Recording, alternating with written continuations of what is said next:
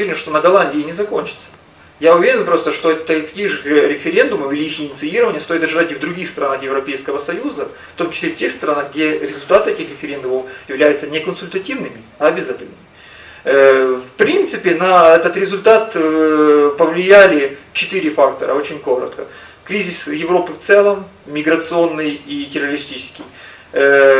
Картины, которые так не возвращены в голландские музеи. Боинг, 189 жертв голландских граждан без эффективного расследования. Ну, конечно, офшор-гейт, но даже не офшор-гейт, а вот это коррупционный гейт, который в последнее время все западные ведущие СМИ промывают на косточки нашим политикам, которые начинают президента, заканчивая его окружением Яценюком, которые в той или иной мере обвиняются в коррупционной деятельности. Эти факторы предопределили.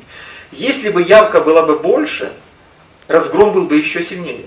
Потому что голосовать пришли 30% наиболее политически активных голландцев, наиболее еврооптимистичных голландцев, по большому счету. Людей, которые хорошо разбираются, лучше разбираются в политике и хотя бы немного в ней ориентируются.